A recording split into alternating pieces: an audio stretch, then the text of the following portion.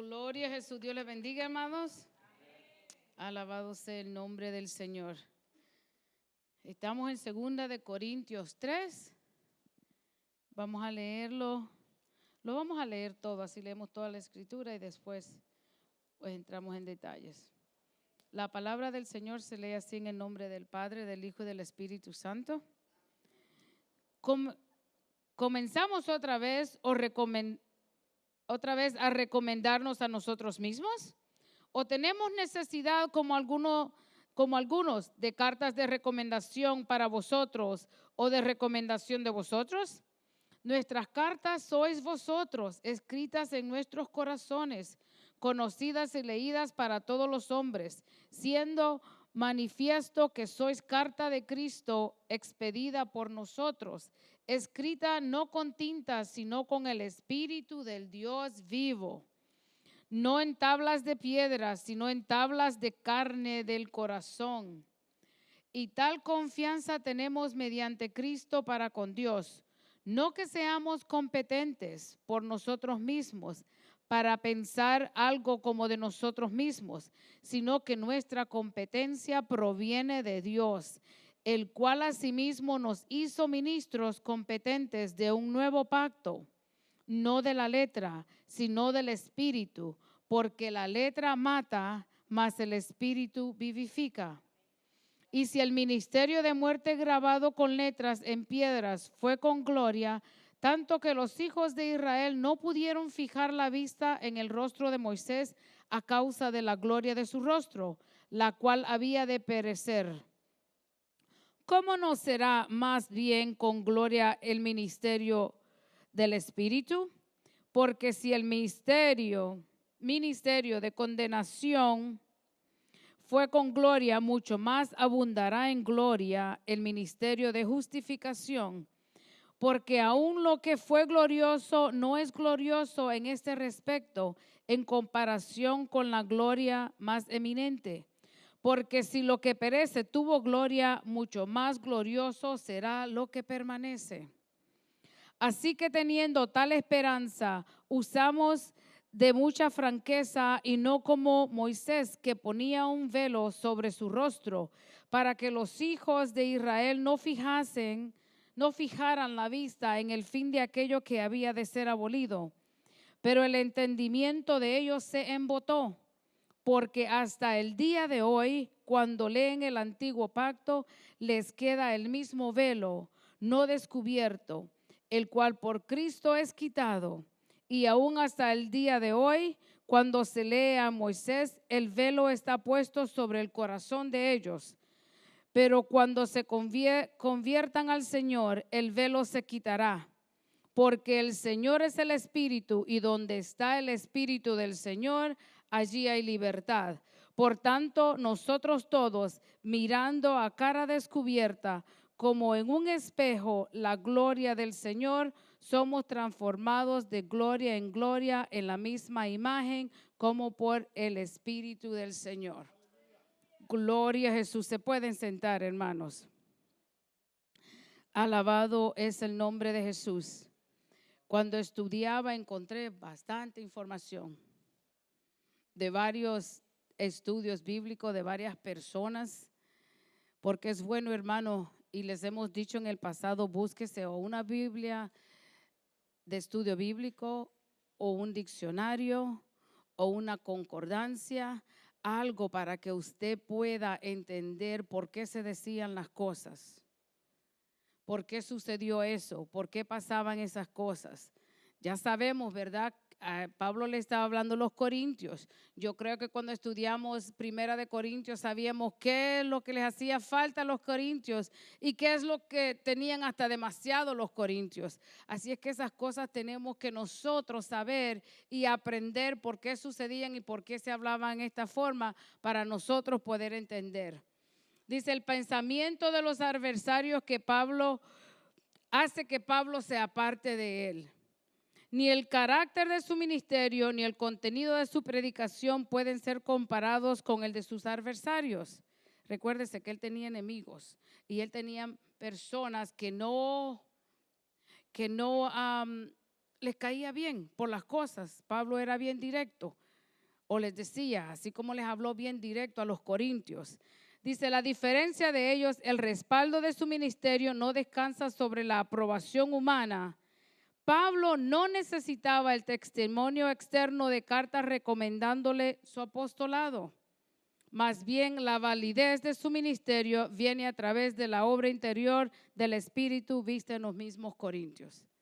Pablo les estaba diciendo que él no necesitaba recomendación, ¿verdad? Cuando nosotros vamos a buscar un trabajo, usted va, presenta su aplicación.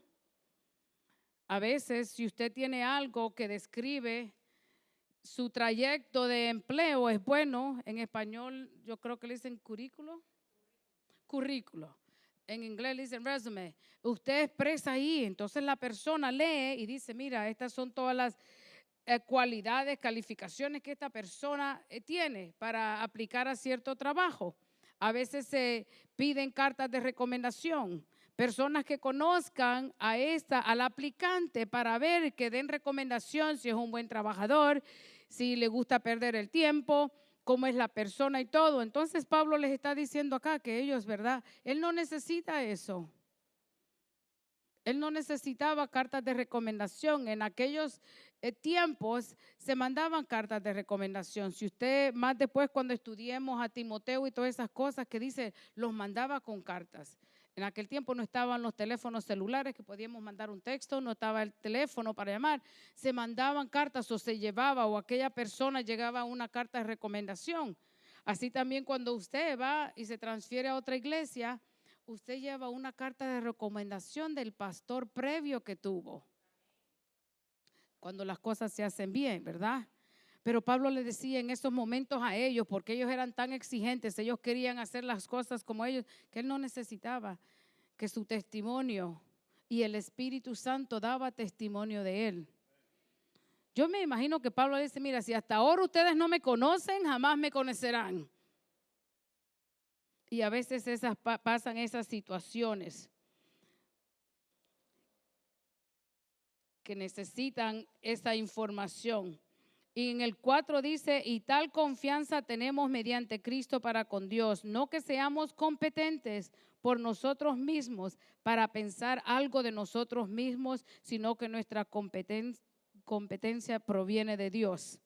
Y el 6 dice, el cual asimismo nos hizo ministros competentes de un nuevo pacto, no de la letra, sino del Espíritu, porque la letra mata, mas el Espíritu vivifica. Y a veces nosotros, y a veces yo lo he hecho alguna vez, cuando no estudiamos, ¿verdad? Cuando a veces cogemos partes así, cuando leemos esto, porque la letra mata y nos vamos nosotros, que la persona que mucho estudia se le va mucho en la cabeza y a veces se puede enloquecer o eso, y lo usamos esto, es que la mucha letra mata. Cuando alguien es bien estudioso y se cree que por sus estudios quiere eso, pero en este momento no está diciendo eso Pablo. Lo que Pablo les está diciendo cuando empezamos en el número 4 y encontré esto en la Biblia Vida Plena, dice, la letra mata, dice, no son la ley ni la palabra escrita de Dios de por sí las que destruyen, son más bien las exigencias de la ley sin la vida y sin el poder del Espíritu las que causan la condenación.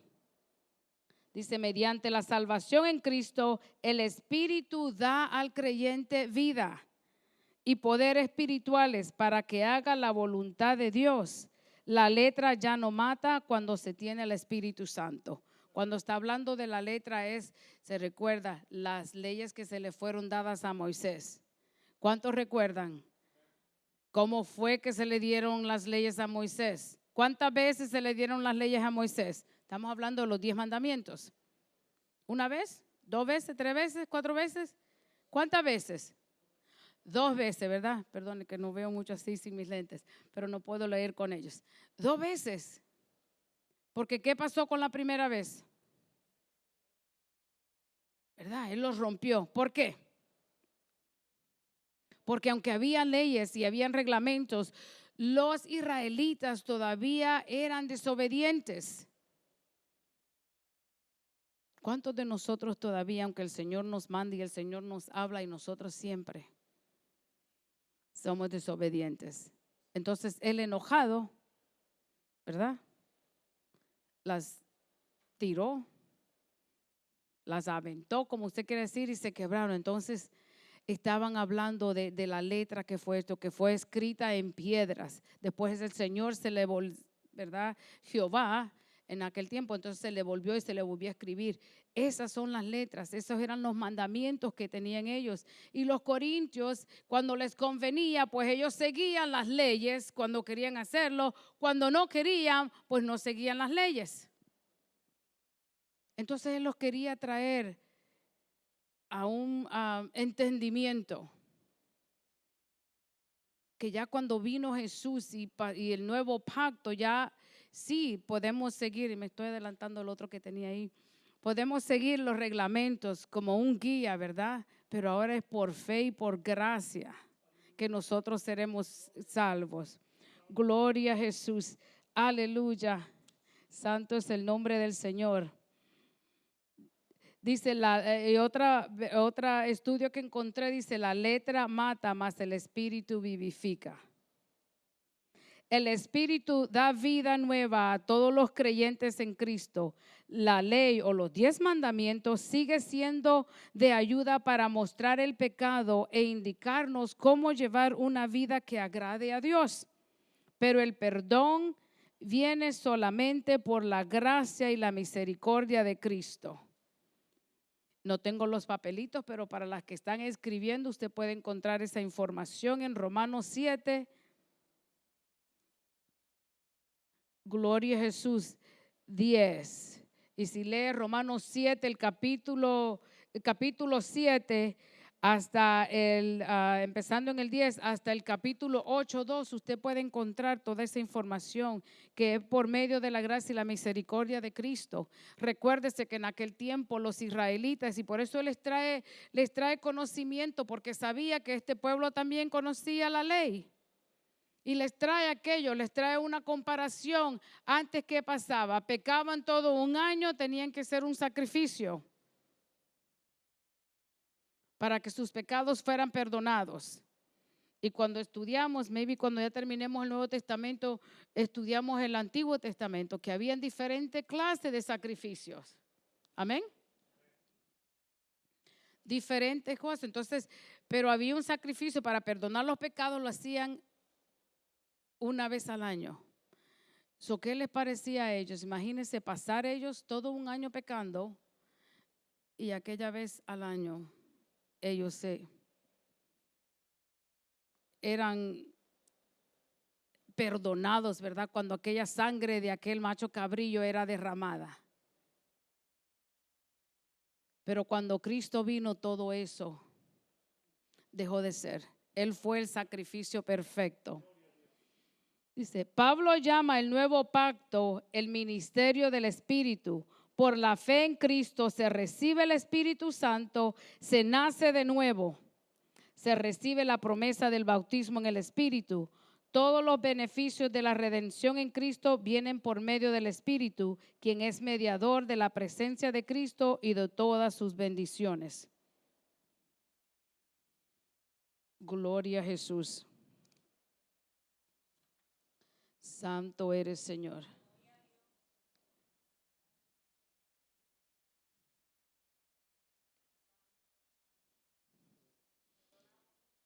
Dice, si el cristianismo es superior al judaísmo y el Antiguo Testamento, que fue la más alta expresión de religión en la tierra, sin lugar a dudas es superior a cualquier otra religión que se puede cruzar en el camino, ya que comparado con cualquier otro, el plan de Dios es maravilloso, lo debemos aceptar y tomar en serio.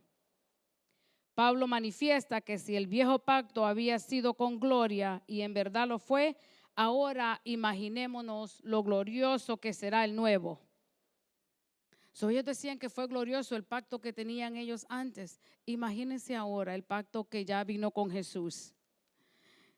Y hay una parte acá donde hace un contraste, una comparación entre el antiguo pacto y el nuevo pacto. Y dice, bajo el antiguo pacto, la salvación y la buena relación con Dios se producía mediante la fe expresada por la obediencia a su ley y a su sistema de sacrificios. Estos tenían tres propósitos principales en el Antiguo Testamento para que podamos comprender cuál era la ley. Le enseñaba al pueblo de Dios la gravedad del pecado. El pecado separaba a los pecadores del Dios Santo y podían reconciliarse con Dios y encontrar perdón solo mediante el derramamiento de sangre. Lo segundo era, proporcionaban un camino para que Israel llegara a Dios por la fe, la obediencia y el amor. Y lo tercero, señalaban o prefiguraban el perfecto sacrificio de Cristo por los pecados de la raza humana. Y dice Jeremías, porque para nosotros poder comprender estas cosas tenemos también que estudiar otras cosas. Jeremías, los profetas, cuando ellos profetizaban del nuevo pacto, de lo que iba a venir. Y dice, profetizó que en el futuro Dios haría un nuevo pacto, un pacto mejor con su pueblo. Dios le estaba hablando al pueblo de Israel que todas estas cosas iban a venir. Y ni aún así ellos pudieron comprender, pudieron captar. Y aún mire ahora en el Nuevo Testamento, Pablo tiene que volver y decirle a estos corintios y recordarles el antiguo pacto para que ellos entonces puedan comprender y ver la diferencia del nuevo pacto.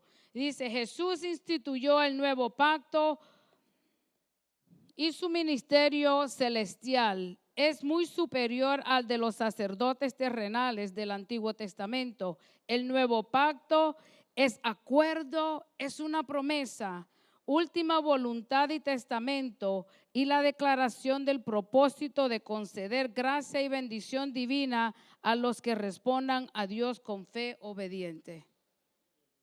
Si podemos ver con una fe obediente a los que puedan responder a ese llamado, y en el antiguo pacto ellos iban a ser salvos o iban a ser perdonados de sus pecados haciendo un sacrificio y siendo obedientes a los reglamentos que había. ¿Podríamos nosotros así, si nos podemos examinar ahora por un momento las cosas que nosotros hacemos y las cosas que nosotros estamos pasando? Si por un momento cierra sus ojos, si se puede trasladar, ¿hubiéramos podido nosotros sobrevivir en el antiguo pacto? ¿O pudieran aquellos que estaban en el antiguo pacto sobrevivir ahora? Déjeme decirle que la mayoría del pueblo judío todavía están con el antiguo pacto. Todavía no quieren reconocer. Y hay algunas sectas o religiones que todavía están usando o todavía están practicando parte del antiguo pacto. Digo yo, qué bueno, ¿verdad? Que nosotros tuvimos y hemos creído y el Señor nos encontró y ahora nosotros podemos gozarnos y podemos tener esa esperanza que nosotros somos parte del nuevo pacto. Amén. Gloria a Jesús. Aleluya. Te bendecimos, Señor. Mi alma te alaba, Cristo. Dice, cuando Moisés bajó del monte Sinaí con los 10 mandamientos, su rostro resplandecía por haber estado en la presencia del Señor. Eso lo puede encontrar en Éxodo 34, del 29 al 35. Éxodo 34, del 29 al 35. Puede usted encontrar esa información. No solo lo tome, vaya a casa y examine. ¿Y por qué fue que Moisés vino con su rostro resplandeciente? Vamos a participar. ¿Por qué fue? ¿Por qué Moisés bajó de aquel monte y su rostro le resplandecía?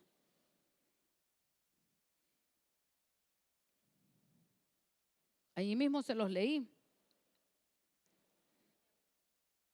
Ajá. Porque ¿qué fue lo que le pasó a Moisés?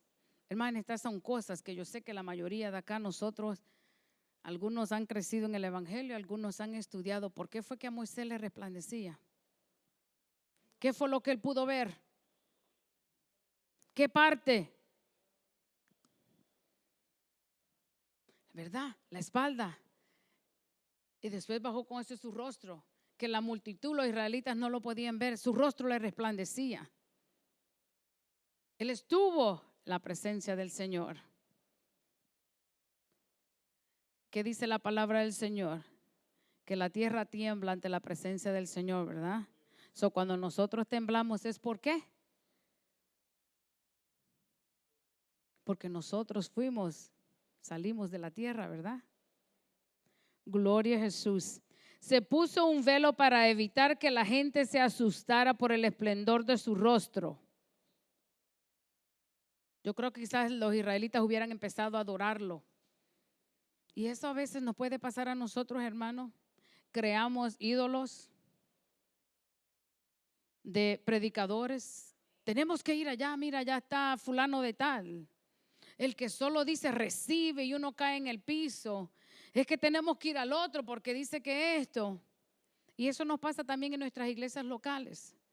Usted puede tener mucha necesidad de una oración, pero como es el pastor o un líder de la iglesia predicando, no pasamos. Pero allá viene un predicador que es el que el Señor quizás usa más que al otro, y allá todos quieren pasar. Es que no, si no me toca, si ese no ora por mí, como que no viene de Dios.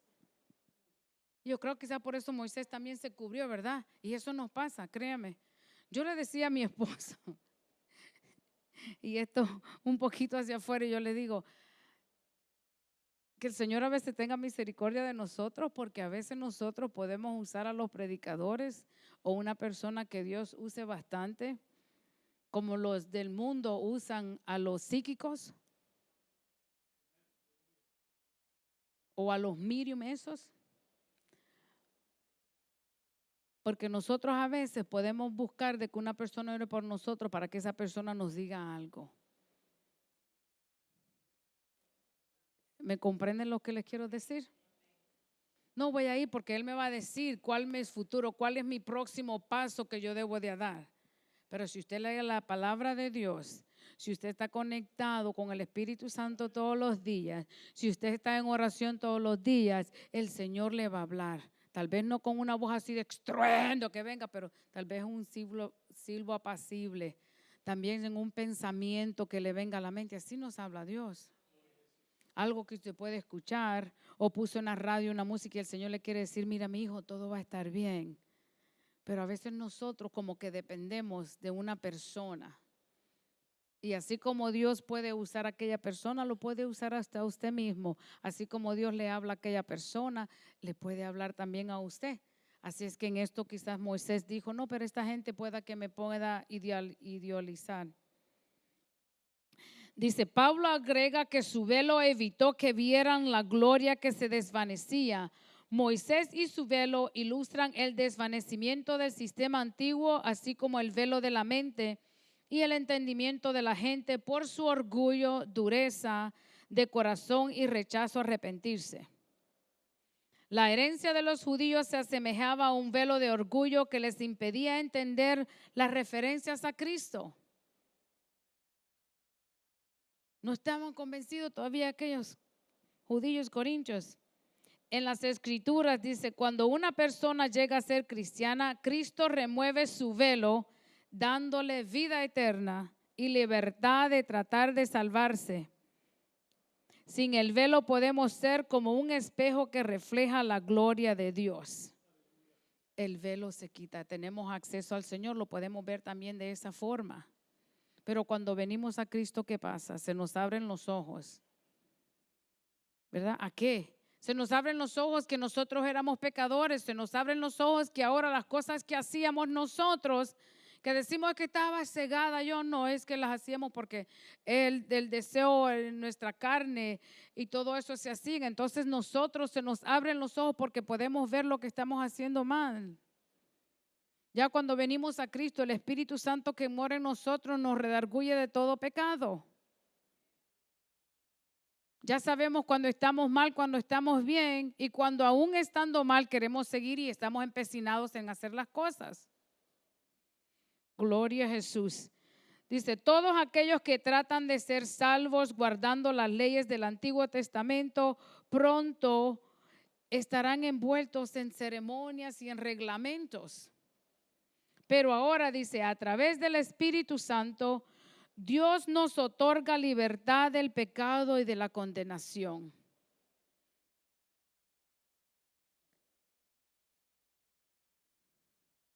El Espíritu Santo, la fe en Jesús, nosotros tomar ese paso para poder aceptar al Señor.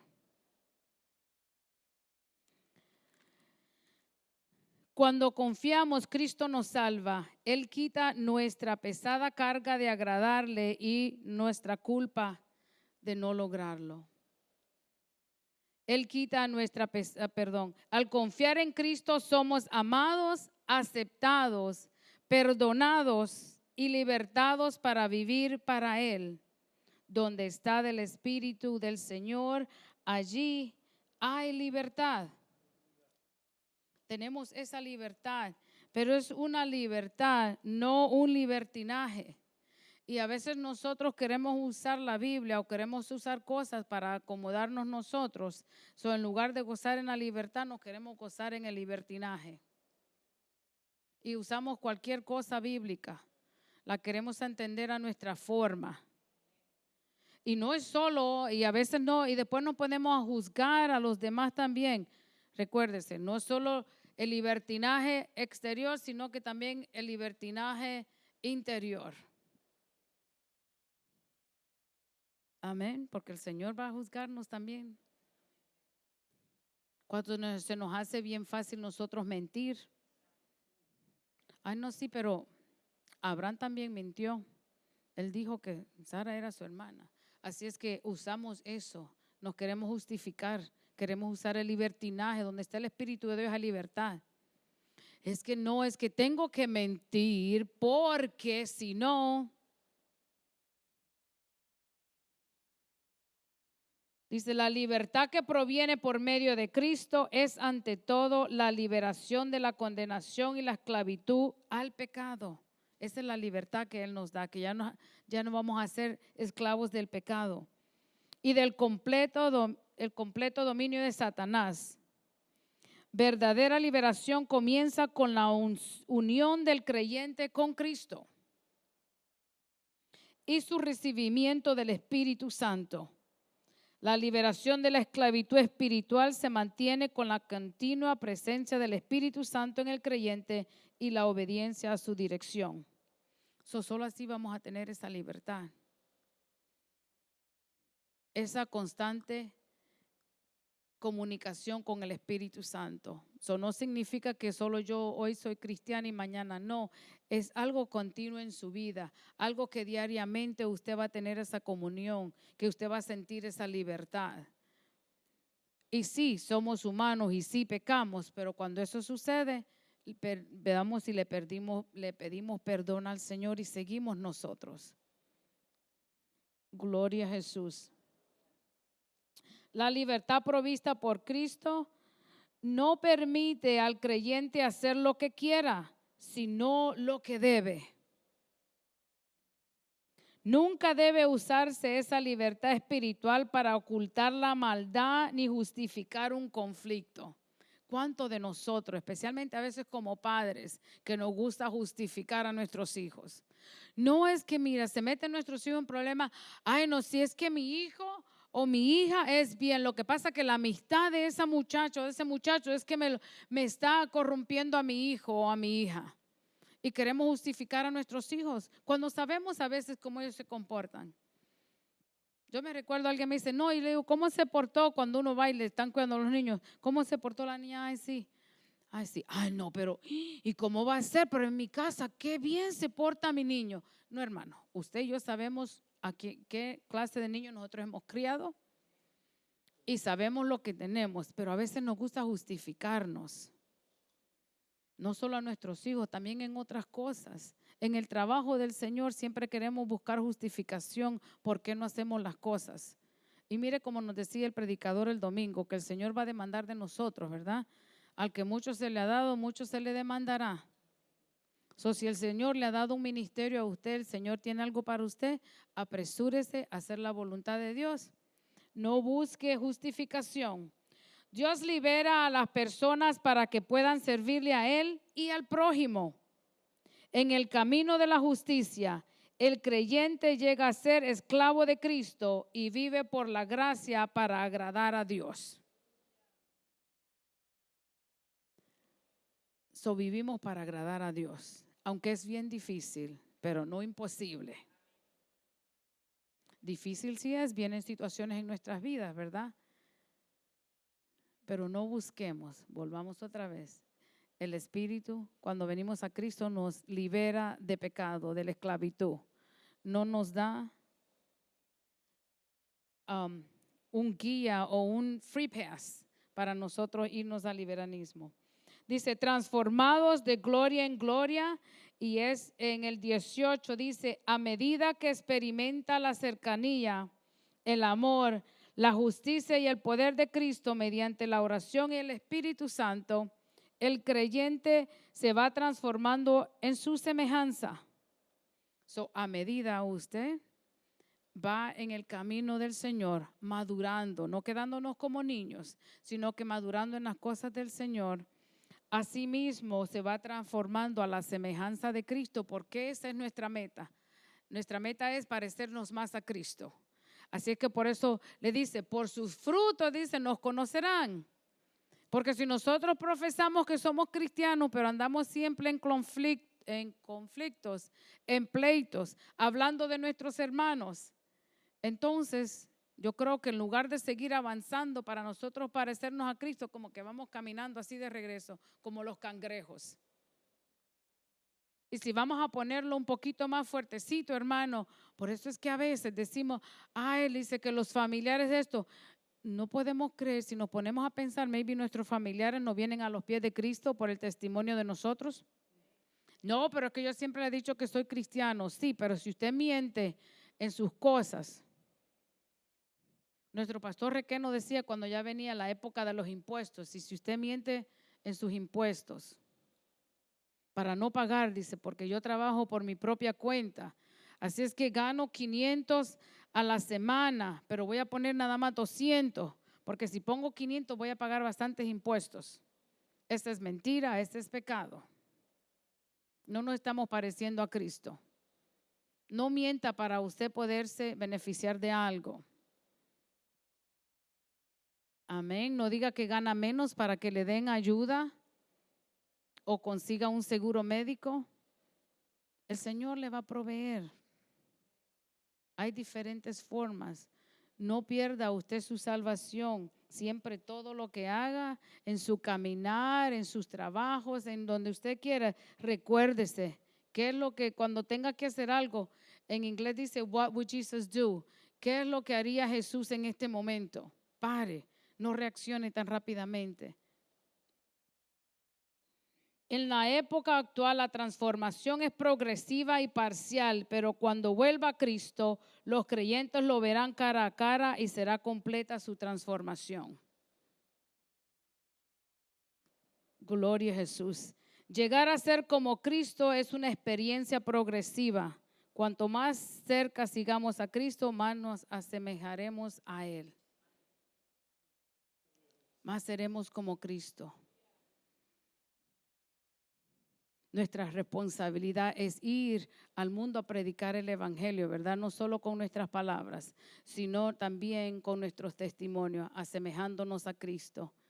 Que cuando nos vean, y decía el predicador, yo creo que el jueves, que cuando vaya caminando usted por ahí digan, oh, mire, esa persona sí es cristiana, porque semejamos a Cristo, porque hemos sido lavados con la sangre del Cordero, porque estamos agradecidos con el Señor por lo que nos ha dado.